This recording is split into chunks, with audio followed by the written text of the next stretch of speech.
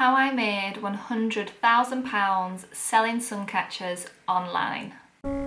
Hi, my name's Becky, and if you're new here, I make suncatchers and suncatcher DIY kits with video tutorials. I started Veneer Creations in 2017, and since then it has become a full-time successful business. Suncatcher Diaries is where I record everything that goes on in my small business behind the scenes. The main reason I wanted to show this video is because I know there's a lot of people out there who want to start a business or have started a business, and it can seem like it's just a million miles away, like it's so hard to do. But I'm here to tell you that not only can you do it, but it's actually really fun. And the most valuable thing that I have gotten from this journey is the journey itself. So I guess to start, I'll have to take you all the way back to 2017. In 2017, I was working in fashion retail as a manager, and I was feeling really unfulfilled. But not only that, I had just bought a house with my husband, our very first house, and I also became pregnant. So my life was changing very fast, and I decided that I wanted to start making our own decor for our house. I'd always been creative, but my job was just so intense, and I didn't really have a lot of time to do anything else. It was pretty much work hard, and then at the weekends I would just go out and party to try and relieve myself from the stress. You probably know what I mean if you've got a full-time job. And my creative side just kind of died, and the only time that ever came out was probably Halloween, when I used to make my own costumes, which I still do to this day. And when I bought my own house, that creativity kind of came back, and it was mainly focused around decor for my house.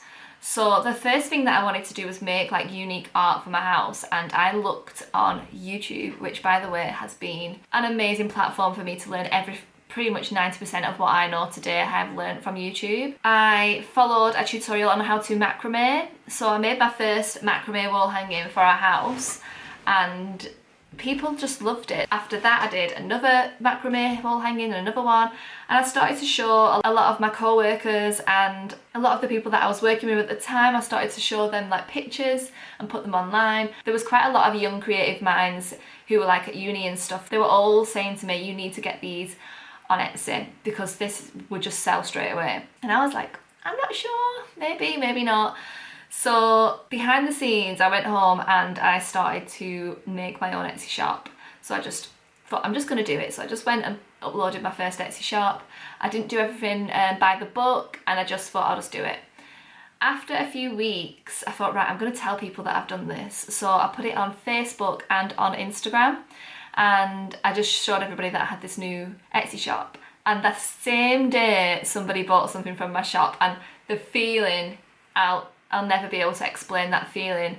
It's like no other. The person who bought that, she was somebody who worked with me, and I'm just so grateful to her to this day because that feeling was just amazing. And then slowly but surely other people started to buy, and I really promoted my own Etsy shop, which I thought really helped me because I did have a love for Instagram, and I loved like posting pictures on there and things, so I really used that and brought it into my work, and that really helped me do well and get my own traffic to Etsy. And then eventually I started to get sales from Spain and things like that, and I had my first £100 sale from Spain, and I remember thinking, this could actually work, and I could probably do this as a job, even if it was just part-time.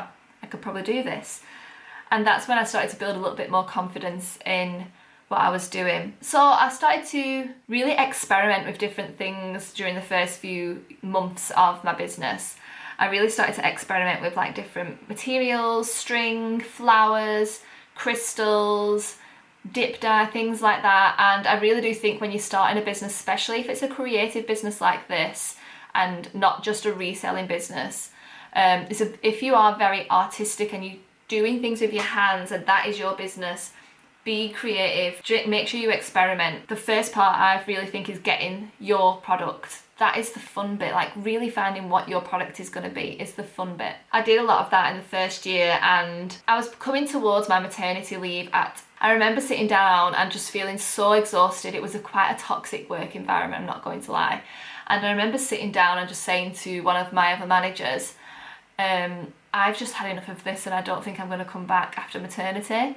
And he turned around to me and went, they always come back. you'll be back. And I just remember thinking, no I won't, no I won't. And almost that was probably the only person that's ever doubted me that I could do this. And I've had a really positive like feedback from people, and people have always been really like, go for it, come on, you can do it. And I'm really grateful for that. But this one person, and I know it sounds strange, but he probably motivated me more by saying that I couldn't do it to make me want to do it. So thanks. So yeah, I went on maternity and I just started making and watching YouTube videos about everything about how to set a successful Etsy business up. And I just absorbed all this information. Then I needed to take some time off to have my baby. So that was Loki back in 2017 in September. So I took some time off, probably about 4 weeks from making. And I closed my Etsy shop for 4 weeks. After them 4 weeks, obviously I had a newborn baby and I was at home looking after him. But whenever he napped or whenever he was just like feeding or anything like that, I just, again, watched these YouTube videos. Whenever he napped, I was making. Then I'd watch these YouTube videos and I would just learn like everything there was to learn about Etsy, everything there was to learn about anything, like learning new techniques. I just absorbed it all. I really just think like from this experience I've really learned that learning is really fun. And because this is where my dyslexia kind of comes into it, and I really realised that my education from like a child to then had been a lot like reading and the way that the world kind of tells you how to learn things. And YouTube taught me there are different ways to learn, and visually and talking on video and watching video was a way for me to learn. Like I just picked it up like that, and it was the first time I really felt like, oh, I can actually learn new things. I can actually do things without having to like read like a huge book, which would not go into my brain being dyslexic. And yeah, I just felt so, it made me feel so confident because I was thinking, I'm doing this, and I'd never had that confidence before, and dyslexia really did like the works on my confidence. And learning that there's different ways to absorb information was just brilliant. So after I had my son Loki and I decided to open up again, I started getting busier and busier, but I also really struggled with being at home a lot. I was really interested in the wedding industry, and I thought to myself that it was something that I wanted to do in the beginning. I was actually looking towards becoming a wedding stylist in the beginning, and I set up a photo shoot myself. I planned the whole thing. That turned out really well and it got into a magazine, so that was amazing. And the macrame piece, I started doing wedding macrame backdrops at that point, like really big ones, and that did really, really well. And then I decided I wanted to get into the wedding industry, and it was going to be coming up to me going back to work. So I decided to go for a job in a wedding venue, and I became a wedding coordinator. Now, when I went to this interview, one of the main things I said in my interview is I do not want to work in a toxic environment. I know there's always going to be disputes and things when you're in a workplace, and so people don't always get on, but I could not cope with working in a place that was very toxic, and I said that was very important to me. So I started that job, and part-time, because I was going to do my job part-time and that part-time. And then I gave in my notice to River Island after 10 years of working there.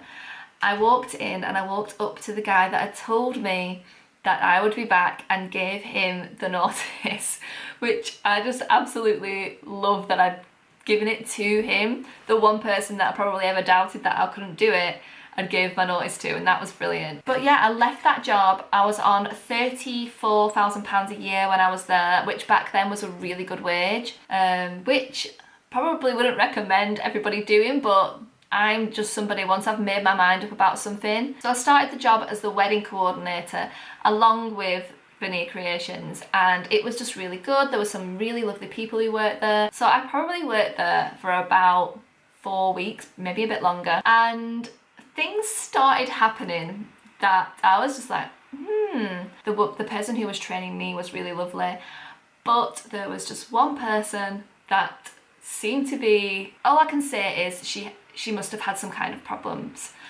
because she went crazy. One night she actually went crazy, and it wasn't just me. The whole team was like, this face that I'm like doing now was like, what the hell? During a wedding, very disrespectful to the people that had paid for the venue, very disrespectful to me, who just like quit my job to work there, and was just acting like a complete lunatic. That's all.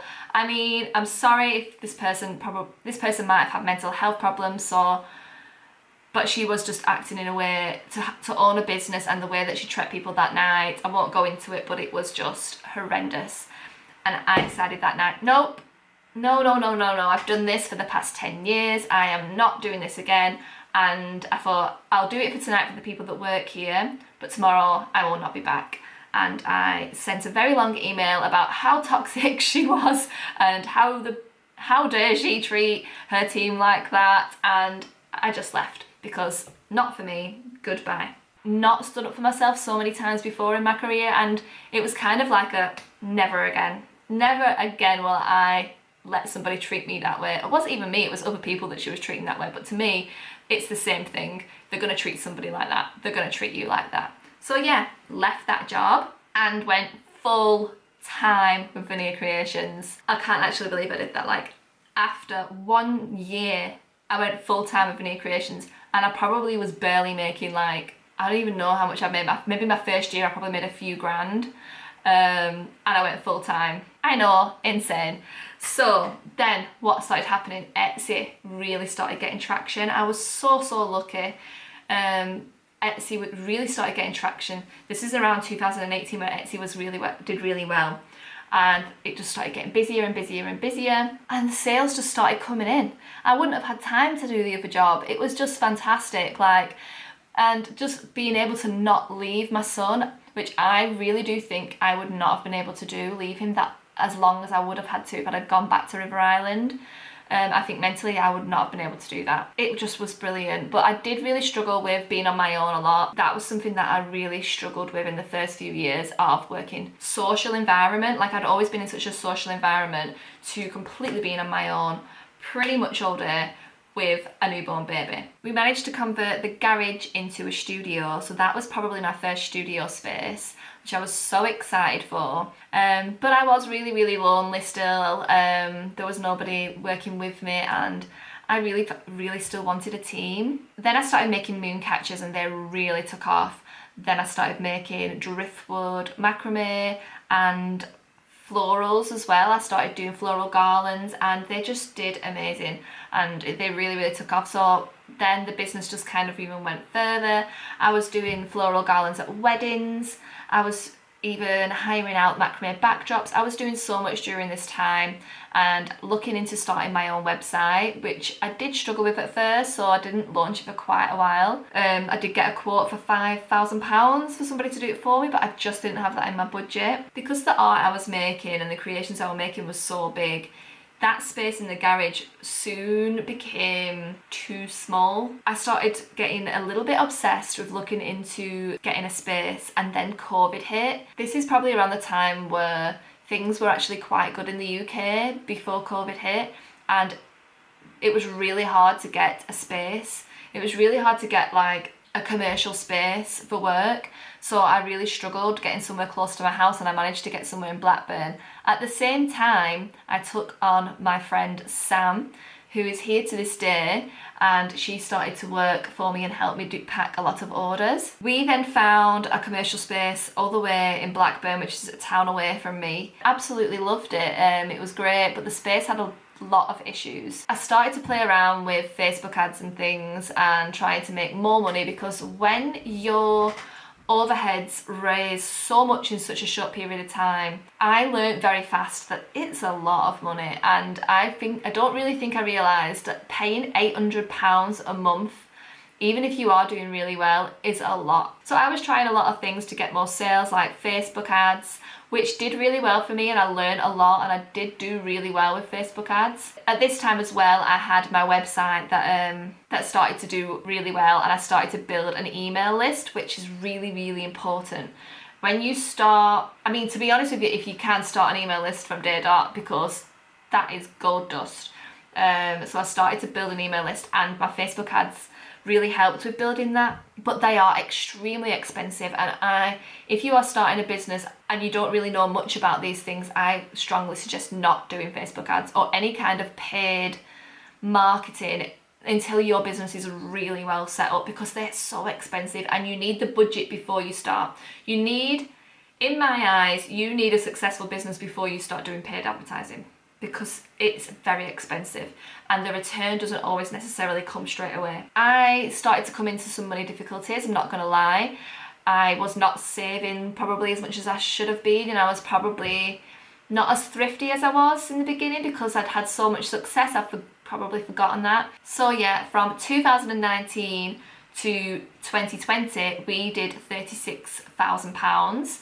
And then the massive jump was from 2020 to 2021, we did £87,000 in sales. So that was dramatically a big jump. Until I had a lot of loans, and I think I jumped a bit too much. I probably a few more years behind my belt before I moved out of my house. Maybe I got a smaller studio, but like I said, there was nothing available at the time. We were still doing really well for sales, but overheads were like, pshum. And I do suggest that you keep your overheads as low as possible. Sometimes you need to make the decisions and have things like a new studio, a new system on your computer that costs a bit more money, but just be very aware that when you're making these big jumps that cost a lot. Then in 2021 to 2022, sales went down and we did £79,000. So you can really see, like, during the end of COVID, things really started to dip for us. With Etsy as well, things can be very up and down and you can't really control your own sales a lot of the time. And also my overheads were quite high and we'd done slightly less than the year before. So it was very worrying. Then in 2022, I started to have some serious issues with the studio that we were in. It was leaking from the roof. There was like oil coming down from the roof. So to 2022 to 2023, we left the studio and came back home. We'd done quite a few home improvements in this time, and I managed to have this, which used to be my kitchen, and now the garage is our stock room. So we have 2 rooms in the house now, and I started to really change my business. So during this time, I really realised that crystals was something that I was just really drawn to and I really enjoyed, and I started to bring a lot more crystals into my work. I started noticing an artist on Instagram called Sacra Luna, and she did these beautiful sun catchers, and I was just so inspired. There's been a lot of artists over the few years that had inspired me. Like, there was somebody called Bailey who did floral dream catchers. There was Teddy and Wool who did dip dyes. There was Earth to Jazz on Instagram who does these most amazing dream catchers. They're huge. There's just been like a bunch of people that have inspired me. So Sacra Luna was the person who inspired me to do sun catchers. But I wanted to do them in my own style, and obviously the hoop and that kind of shape has always been something that I've really loved using. So then I started making sun catchers and I started bringing them into with my macrame. So I kind of did like prisms with macrame and crystals, and then over time I think I was just more drawn to like the gold aspect of it and the wire and using wire, and slowly but surely the macrame started becoming less and the sun catchers started to become more. I was just more drawn to them, and to me they work so much better with crystals, and I love crystals so much. So DIY kits. The reason why I started doing DIY kits was I watched a few YouTube videos. Like I said, I love watching YouTube videos, and a lot of the things that kept coming up was listen to your customer. And the one thing that people kept saying was, I would love to make this, my auntie would love to make this. So I just thought, yeah, I'll listen to my customer and I'll make a DIY kit. And I made the first. It was a dream catcher DIY kit, and it did really well. People loved it. And I remember doing it on my brother's computer because I didn't even have like a computer that could do that at that time. And I filmed it on my phone. I didn't think I'd be able to do it. I thought maybe it would be a complete flop, but it did amazing. So yeah, I did my first video tutorial on YouTube as a dream catcher, and then it just took off from there. Lots of macrame tutorials. People loved the DIY kits and they became my best sellers, and to this day DIY kits are my best sellers. In 2022 to 2023 we did £89,000 in sales, and I really started to concentrate on my website and my social media and my marketing for me. and really kind of come away from Etsy and want to be my own brand and my own business rather than somebody who was on a platform. I loved Etsy and I thought it was brilliant to start up, and it is brilliant even if you're not just a start up because you can get that traffic. Then that brings me to 2024 and what is happening now. We don't do any paid ads at all. Everything is organic, and really started to focus on Instagram a lot and social media and really put a lot of work into that. So now I'd say my work day is way more structured than it used to be. So if I'm having a social media day, I have to wait for the sunshine, for one. So I try and really get in there. So I'll do a whole morning to social media content, and it really works when you start working like that. So one thing that I've done is I put video of a sun catcher, and then I'll ask, would you want one in your home? Or would you like one in your house? Or would you give one of these away for Christmas? Or would your friend want one of these? Just asking questions on my post, and people would then answer below, and the people that would answer below, then I would then, when I had a new collection, I would message them people and give them the link to the new collection. And then just like anyone who had messaged me with a question, I would answer the question and then give them the link to the new collection. And that just like made me have sellouts multiple times. Another amazing thing that happened in 2024 is we started Patreon. I had no idea that people wanted to be in a membership for Veneer Creations. So I decided to start doing new tutorials and putting them on Patreon, and that has just done absolutely amazing for me. I think like 150 Patreons now on Patreon, and that has just been brilliant. I got so many more plans for Patreon in the future, and I can't wait to bring all this to you. I've got some amazing ideas for the next year, and hopefully I'll be making a new video like this next year talking about all the amazing things that have happened since now. I'd love to go more in depth about all the different things that I've talked about in this video and how I got to where I am today. So if there's anything in particular you want me to go into in more detail, please comment down below and let me know. I'd love to make more videos like this. It's the first ever video I've ever done like this. I just want to say thank you to everybody for being here, especially if you've followed me for a while now and followed the journey of Veneer Creations. It has been an absolute dream come true. I never would have dreamed that I could have done this. Like I said, I've had a lot of confidence issues, and I know I talk about it a lot, but being neurodiverse and having things like dyslexia, autism, ADHD, or all of these things that are pretty much coming to light now, it can really affect your confidence because you don't learn in the ways that other people do. And when you become successful in something and you realise how your brain works and you kind of teach yourself how to learn, it's just brilliant, and I've really enjoyed it. And I just hope that somebody out there can see this video and think, yes, I can do it. Even though I'm different to other people, you can be successful. And I hope to see you in the next one. Bye.